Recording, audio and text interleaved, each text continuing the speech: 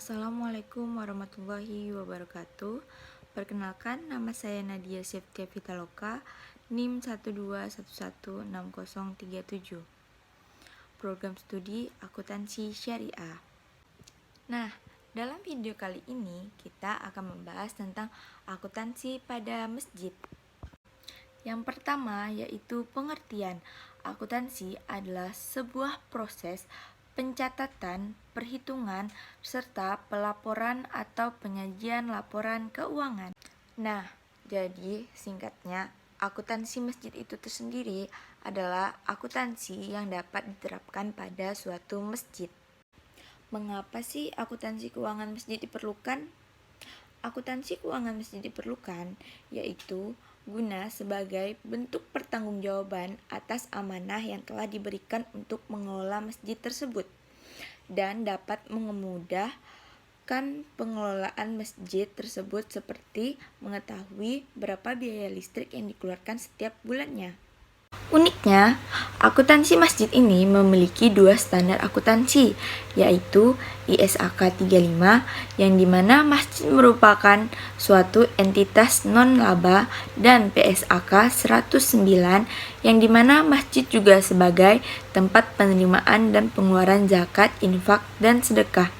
Tapi pada kali ini kita lebih membahas ke ISAK 35 tentang laporan penyajian keuangan.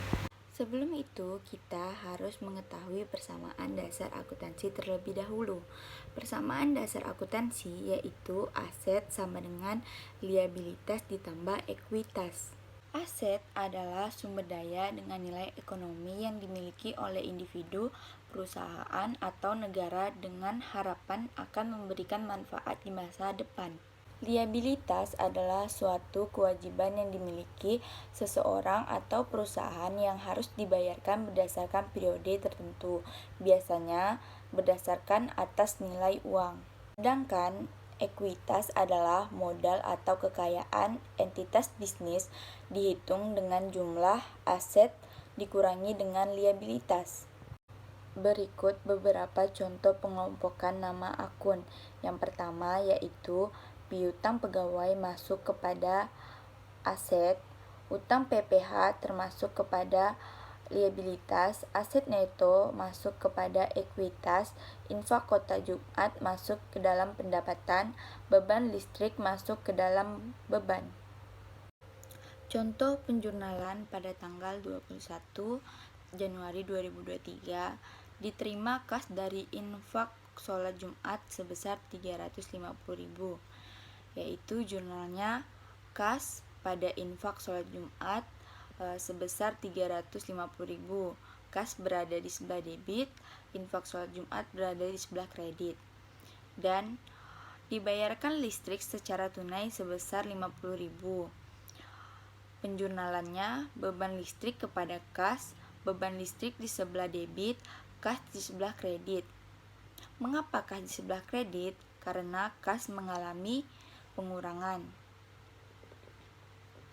Yang ketiga, dibeli perlengkapan sapu secara kredit senilai 70.000. Penjurnalannya yaitu perlengkapan pada utang. Perlengkapan di sebelah debit sebesar 70.000, utang di sebelah kredit sebesar 70.000.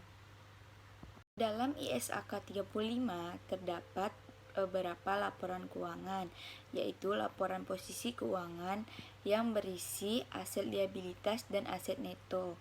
Kemudian laporan aktivitas yang berisi pendapatan beban, kenaikan atau penurunan aset bersih, saldo aset bersih awal dan akhir tahun. Dan laporan arus kas yang berisi penerimaan dan pengeluaran secara tunai. Untuk membahas bagaimana sih cara menggunakan Excel untuk akuntansi masjid, saya akan mencantumkan linknya di box deskripsi. Mohon maaf, saya belum dapat menjelaskan bagaimana penerapan aplikasi Excel pada akuntansi masjid, karena saya sendiri juga masih mempelajarinya. Mungkin hanya itu yang dapat saya sampaikan pada video kali ini. Kurang lebihnya mohon maaf. Wabillahi taufiq wal hidayah. Wassalamualaikum warahmatullahi wabarakatuh.